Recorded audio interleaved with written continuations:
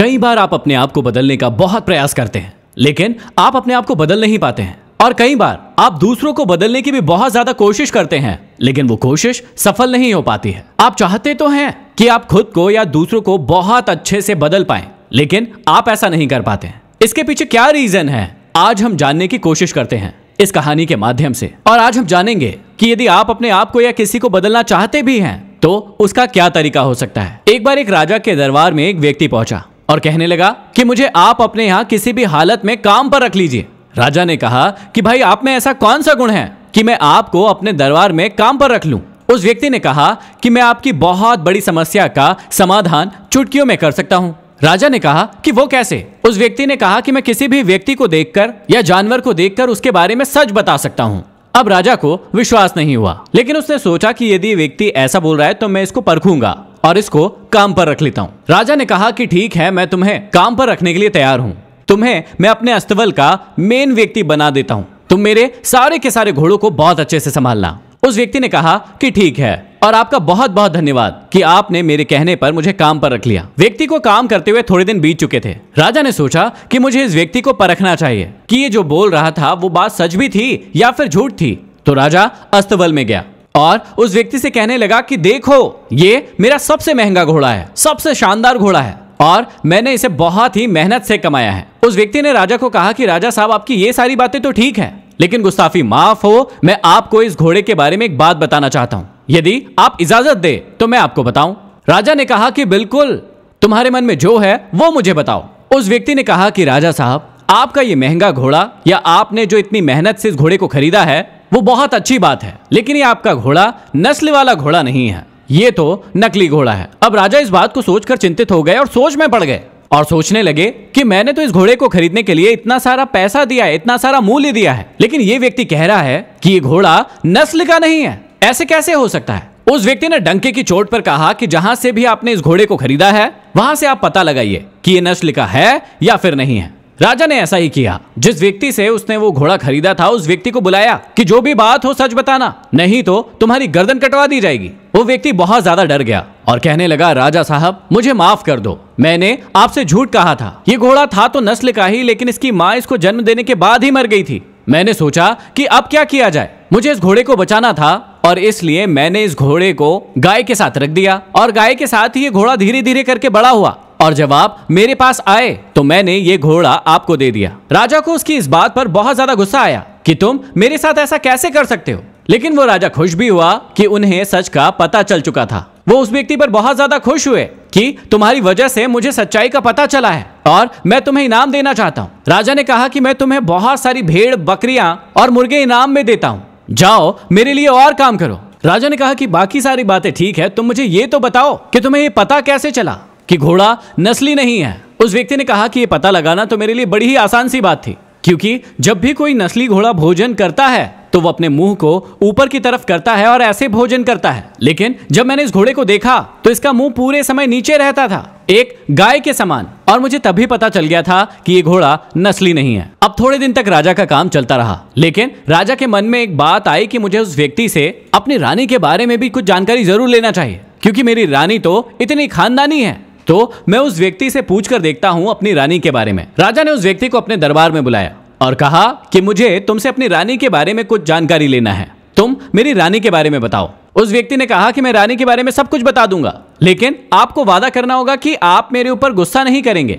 राजा ने कहा, बिल्कुल गुस्सा नहीं करूंगा, क्योंकि मेरी रानी तो इतनी अच्छी है, मैं तुम पर गुस्सा क्यों करूंगा। उस व्यक्ति ने राजा को कहा कि आपकी रानी खानदानी बिल्कुल भी नहीं है, वो तो किसी नीचे घराने की है। और इस बात को सुनकर राजा बहुत ही ज्यादा गुस्से में आ गए और उस व्यक्ति से पूछने लगे कि तुम ऐसा कैसे कह सकते हो। उस व्यक्ति ने कहा कि मैंने पहले ही आपसे कहा था कि आप गुस्सा नहीं करेंगे, लेकिन अभी आप तो गुस्सा कर रहे हैं। यदि आपको वाकई में सच का पता लगाना है तो आप रानी की माँ को जाकर पूछिए कि सच क्या है, हो सकता है वो आपको सच बता देंगी।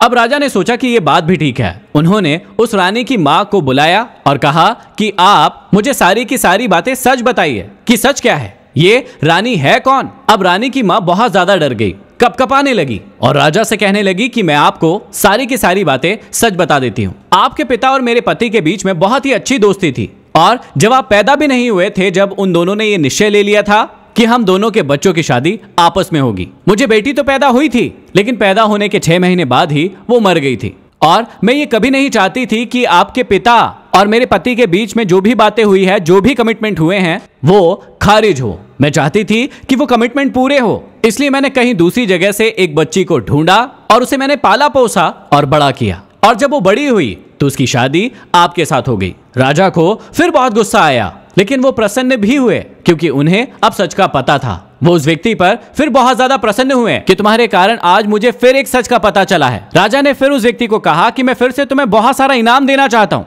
जाओ, जितने भी भेड़ लेना है, बकरियां लेना है, मुर्गे लेना है, लेकर जाओ। राजा ने इस बार फिर से उससे पूछा कि तुम मुझे ये तो बता दो कि तुम्हें पता कैसे चला कि रानी खानदानी नहीं है। उस व्यक्ति ने कहा कि ये पता लगाना तो मेरे लिए बड़ा ही आसान था कि ये रानी खानदानी नहीं है, क्योंकि कोई भी खानदानी महिला हर व्यक्ति से अच्छे से बातें करती है, गाली गलौच नहीं करती है, बुरा व्यवहार नहीं करती है। लेकिन जब मैंने रानी को देखा तो मैंने पाया कि हर व्यक्ति को गाली गलौच करती रहती है, हर व्यक्ति से अच्छे से बातें नहीं करती है, अकड़ दिखाते रहती है, जबकि एक खानदानी महिला कभी भी ऐसा नहीं करती। अब थोड़े दिन और बीते, राजा बहुत खुशी खुशी रहने लगा। लेकिन थोड़े दिन के बाद राजा के मन में आया कि मुझे इस व्यक्ति से अपने बारे में जानना चाहिए, क्योंकि मैं तो इतना प्रतापी हूँ, मैं तो इतना बड़ा राजा हूँ। ये व्यक्ति मेरे बारे में क्या सच बताएगा, ये मुझे इस व्यक्ति से जरूर जानना चाहिए। राजा ने फिर उस व्यक्ति को दरबार में बुलाया और कहा कि आज तुम्हें मेरे बारे में सच बताना है कि मेरी सच्चाई क्या है। उस व्यक्ति ने कहा कि महाराज, मैं आपकी सच्चाई बताने के लिए बिल्कुल तैयार हूँ, लेकिन आपको मुझसे एक वादा करना होगा कि आप मुझे अपने सैनिकों के द्वारा मरवाएंगे नहीं। राजा ने कहा कि कैसी बातें कर रहे हो, मैं तुम्हें क्यों मरवाने लगा, बिल्कुल भी नहीं करूंगा ऐसा। लेकिन मुझे अपने बारे में सच जानना है, जो भी चीज मेरे बारे में सच है वो तुम्हें बताना होगा। उस व्यक्ति ने कहा कि बिल्कुल ठीक है, मैं बता देता हूं। उस व्यक्ति ने राजा को कहा कि आपकी सच्चाई ये है कि आप किसी राजा की संतान हो ही नहीं। राजा का दिमाग खराब हो गया।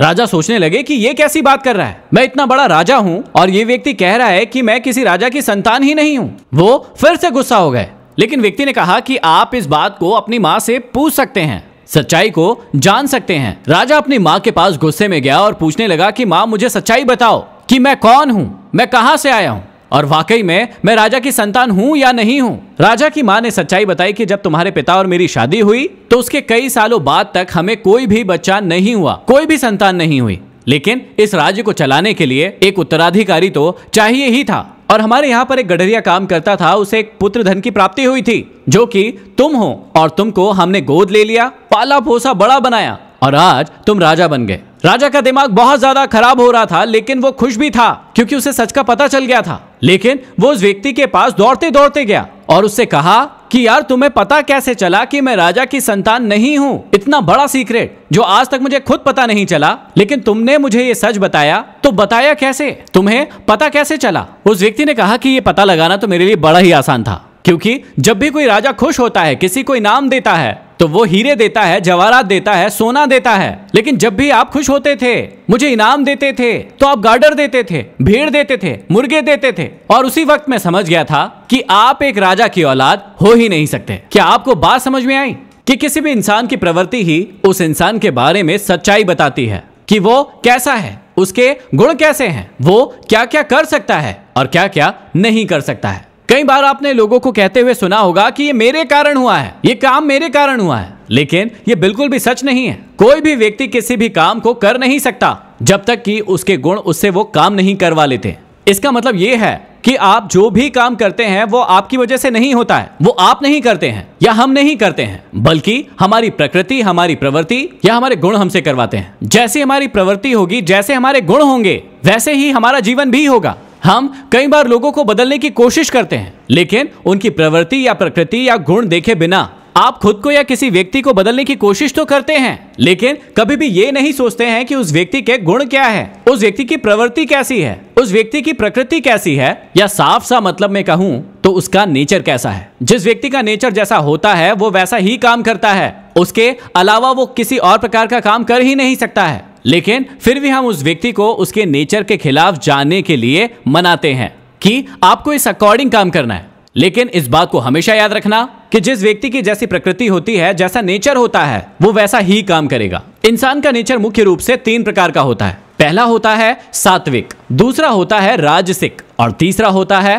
तामसिक। सात्विक नेचर के लोग वो होते हैं जो इस बात को बहुत अच्छे से जानते हैं कि जितने भी कर्म हम कर रहे हैं या जितने भी कर्मों के फल हमें मिल रहे हैं वो हमारी प्रकृति, हमारे नेचर या हमारे गुणों के कारण हमें मिल रहे हैं। जितना हम अपने गुणों को बढ़ाते जाएंगे उतनी हमारी प्रवृत्ति, उतनी हमारी प्रकृति, उतना हमारा नेचर अच्छा होता जाएगा और वैसा ही फल हमें मिलता जाएगा। लेकिन रासिक नेचर के लोगों की प्रवृत्ति होती है कि वो ये सोचते हैं कि इस दुनिया में जो भी काम हो रहा है वो सिर्फ और सिर्फ मेरे कारण हो रहा है। उन्हें बहुत ज्यादा अहम होता है, अहंकार होता है और वो सोचते हैं कि जो कुछ भी किया है वो मैंने किया है और मेरी वजह से हुआ है। और तामसिक नेचर के लोग वो होते हैं जो बहुत ज्यादा आलसी होते हैं, जो कर्म करने में भरोसा ही नहीं रखते हैं। उन्हें बहुत ज्यादा नींद आती है, आलस्य आता है और वो किसी भी काम को ठीक से नहीं करते हैं। उन्हें लगता है कि बस मुझे आराम की जरूरत है और मैं आराम करता रहूंगा तो मुझे सब कुछ मिल जाएगा, मैं यहीं पर बैठा रहूंगा तो मुझे सब कुछ प्राप्त हो जाएगा। इस प्रकार के लोग होते हैं तामसिक लोग। अब आगे जब भी आप अपने आप को या किसी व्यक्ति को बदलना चाहें तो सबसे पहले अपने आप से पूछिए कि इन तीन प्रकृति में से, इन तीन नेचर में से आपका कौन सा नेचर है। आप सात्विक है, राजसिक है या फिर तामसिक है। यदि ये बात समझ में आई हो तो इस वीडियो को शेयर जरूर कर देना ताकि हर व्यक्ति को उसका नेचर और उसकी प्रकृति समझ में आए। अगले वीडियो में फिर मिलते हैं किसी नए टॉपिक के साथ। तब तक के लिए धन्यवाद।